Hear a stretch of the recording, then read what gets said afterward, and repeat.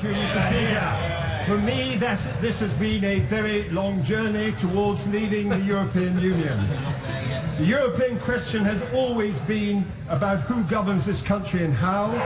The national interest is served by our democratic system of parliamentary government, which has evolved over centuries of our history. We make our own laws in this Parliament in line with the consent of the voters in general elections based upon the party manifestos. The government is chosen by virtue of those who win the most seats. It is also fundamental that our proceedings are both accountable and transparent. We have Hansard and all votes are recorded. Any voter can see the transcript and how their laws are made and voted upon in this Parliament. We must fully repeal the European Communities Act 1972 on the 29th of March as the Withdrawal Act legislatively requires. That is why I agreed with the Prime Minister when she said at the Lancaster House speech that we would not have truly left the European Union if we are not in control of our own laws.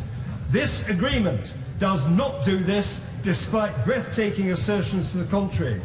This may even be indefinite through the backstop and through the undemocratic procedures of the Council of Ministers. We would be indefinitely shackled, as Article 132 affirms, even up to 31st December, so they say 20XX. The decisions in that council as to which laws we obey and changes to the rules, creating great uncertainty for business, will be decided by QMV or consensus by the other 27, behind closed doors. We will not be there. There will be no transcript and no reasons given as to how or why the laws imposed upon us will be arrived at. This alone is a reason why I'm voting against this withdrawal agreement. It is a denial of our democracy and therefore of the national interest. It defies the referendum vote and the Withdrawal Act itself, which repeals the European Communities Act 1972 and all the treaties and laws, including the single market and the customs union, which have been heaped upon us since we joined the European community itself in 1972-73. It is outrageous to suggest that what we are doing in rejecting this withdrawal agreement is undemocratic. This is pure Alice in Wonderland, Mr. Speaker, and turns the very notion of democracy and national interest upon its head.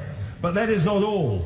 This agreement is not compromise, as the Attorney General suggested. It is capitulation, nor is it pragmatism. We are not purists. We are defending our democracy against servitude. Apart from control over our laws, there is the question of money, paying not merely £39 billion, but far more for nothing. We will lose the rebate. Then there is the role of the European Court of Justice. There is the issue of our not being able to trade independently outside the clutches of the European Commission. We have prodigious opportunities to create prosperity and to provide the revenue for the payment of our public services and by trading with on our own terms with other countries in the world through the Anglosphere and the Commonwealth. There is also the question of the constitutional status of Northern Ireland. There are the state aids in this withdrawal agreement, which would give a power of veto to the European Union over our incentives in relation to ports, industrial development as well, which will be one of our primary means of attracting foreign direct investment. Bear in mind also that in the European Union we run a deficit in the single market on goods of around £95 billion a year, whereas Germany hides behind the euro with a surplus of £140 billion a year with the EU 27. Sir Paul Lever, our former British ambassador to Germany, said recently in his book Berlin Rules, the EU, he said, is geared principally to the defence of German national interest. He explains, as I did in my own book Against the Federal Europe in the 1990s, early 1990s, that there will be a German Europe. He shows that no decisions, including those relating to the negotiations for the withdrawal agreement, were decided by the Commission or by other member states without the prior agreement of Germany itself. Why on earth would anyone want to remain? The EU does not work for the UK, nor the EU itself, with youth unemployment in countries such as Italy, Greece and France of between 20 and 50%. They are utterly disillusioned with the austerity imposed by the German-led fiscal compact. Hungary and Poland and other countries in Central Europe are in revolt, and even Sweden and Denmark have moved to the right.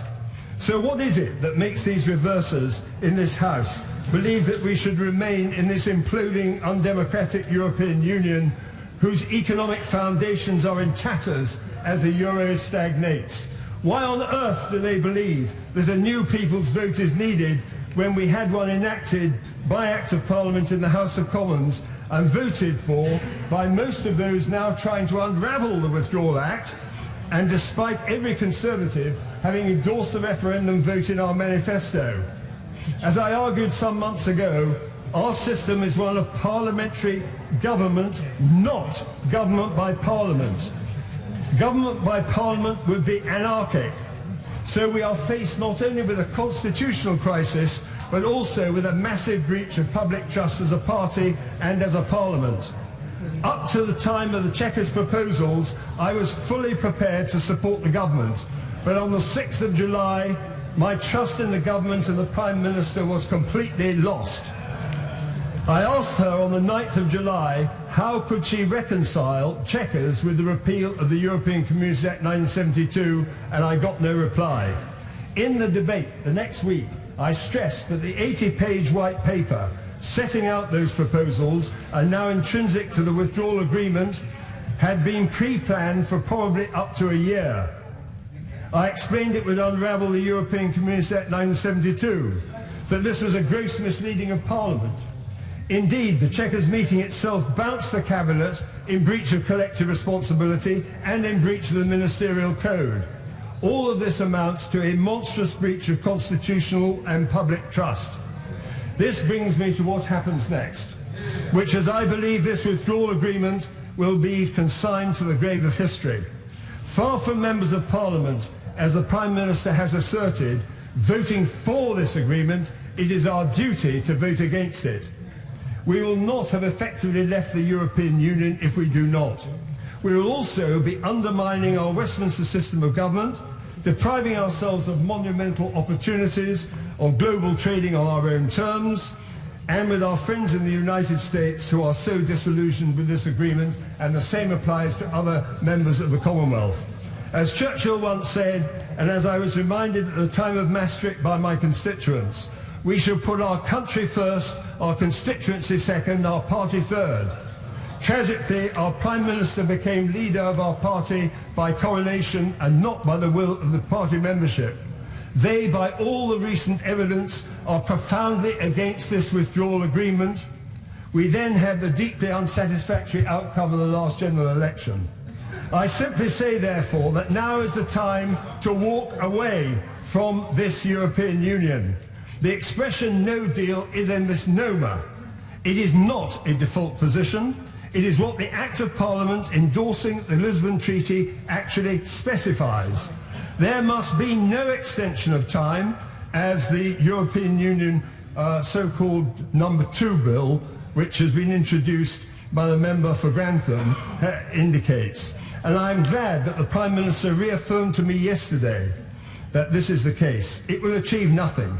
I would strongly urge the government, therefore, after this vote is cast tonight, to conclude that enough is enough and that we have reached the journey's end. Now is the time to walk away from the intransigence of the European Union and our failed policy of seeking to supplicate their guidelines, their terms and their paymasters. We witnessed similar events in May 1940 when the then Prime Minister actually won the vote on the Norway debate, but on reflection concluded that he had to resign because he had lost the confidence of Parliament as a whole. I believe, therefore, there are lessons in this for the Prime Minister to consider her position and to do so with dignity and without rancour.